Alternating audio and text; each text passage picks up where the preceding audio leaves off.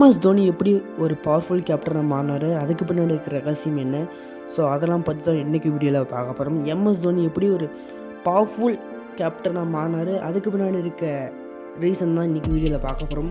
MS Dhoni வேரியன்ஸ்க்கு video share பண்ணி விட்டுருக்கேன். ஏற்கனவே MS Dhoni captaincy secret part 1 video upload பண்ணியிருக்கோம்.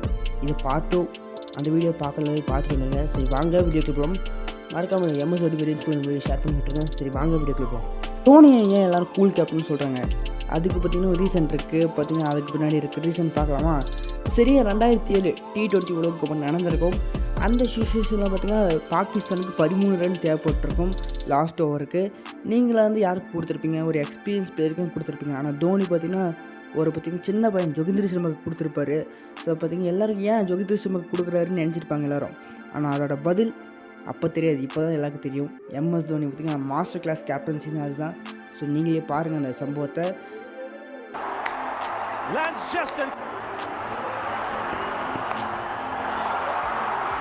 In the air, Sreesanth takes it. India win. Unbelievable scenes here. அப்புறம் தான் தலைவனோட captaincy era தொடங்குச்சு. So இதுக்கப்புறம் பார்த்திங்கன்னா எம்எஸ் தோனியோட கேப்டன்சி ஏரா இந்தியன் டீமுக்குள்ள ஆரம்பிச்சிருச்சு. ஸோ இதனால தாங்க எம்எஸ் தோனி கூல் கேப்டன் கூப்பிட்றாங்க எல்லோரும். பார்த்திங்கன்னா இது மட்டும் காரணம் இல்லை, இன்னும் நிறைய காரணம் இருக்குது எம்எஸ் தோனி கூல் கேப்டன் கூப்பிட்றதுக்கு.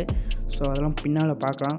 ஸோ இதே மாதிரி ஒரு சம்பவம் நடந்திருக்கு 2013 இந்த மாதிரி சம்பவம் நடந்திருக்கு. என்ன சம்பவம்னு கேட்டிங்கன்னா, ஸோ பார்த்திங்கன்னா இங்கிலாந்து வர்சஸ் இந்தியா ஃபைனல் நடந்திருக்கும், சாம்பியன்ஸ் ட்ராஃபி நடந்திருக்கும். அந்த சுச்சுவேஷனில் பார்த்திங்கன்னா என்ன நடந்திருக்குன்னா, இங்கிலாந்து ஜெயிக்கல் 3 ஓவருக்கு பார்த்திங்கன்னா 28 ரன் தேவைப்பட்டிருக்கும்.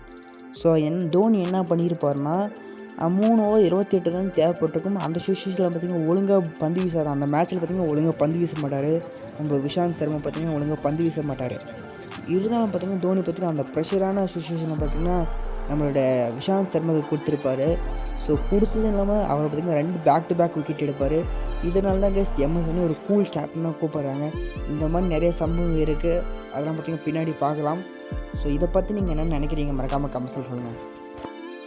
தோனி இவ்வளோ சக்ஸஸ்ஃபுல்லான கேப்டனாக இருக்கிறதுக்கு பார்த்திங்கன்னா அவரோட கேம் அவேர்னஸ் தான் காரணம். எக்ஸாம்பிளுக்கு சொல்லணும், நிறைய சம்பவம் சொல்லலாம். ஸோ பார்த்திங்கன்னா அவரோட கேம் யாருக்கு எந்த பாலை போடணும், யாருக்கு எந்த ஃபீல்டை வைக்கணும், இந்த மாதிரி இருக்கிறனால தான் எம்எஸ் தோனி பெஸ்ட் கேப்டனாக இருக்கார். பார்த்திங்கன்னா அவரோட கூல் மைண்டஸ் ப்ளஸ் பார்த்திங்கன்னா அவரோட டிசிஷன் மேக்கிங் தான் இவ்வளோ பெரிய கேப்டனாக மாற்றிருக்கு. ஸோ இவ்வளோ சிறந்த கேப்டனாக மாறினதுக்கு அவரோட கூல் அண்ட் காம்னஸ் தான் காரணம். அண்ட் ப்ளஸ் பார்த்திங்கன்னா அவரோட டிசிஷன் மேக்கிங் தான் காரணம். ஸோ இதை பற்றி நீங்கள் என்ன நினைக்கிறீங்க? ஸோ இதை பற்றி என்ன நினைக்கிறீங்க? மறக்காமல் கமெண்ட்ஸ் சொல்லுங்கள். ஸோ இந்த வீடியோ பிடிச்சதை மறக்காமல் லைக் பண்ணி ஷேர் பண்ணி சப்ஸ்கிரைப் பண்ணுங்கள். ஸோ மீண்டும் சந்திப்போம், அதுவரை சந்திப்போம். நன்றி வணக்கம். ஸோ தேங்க்ஸ் ஃபார் வாட்சிங் திஸ் வீடியோ. மீண்டும் பார்ட் 3 சந்திக்கலாம். நன்றி வணக்கம்.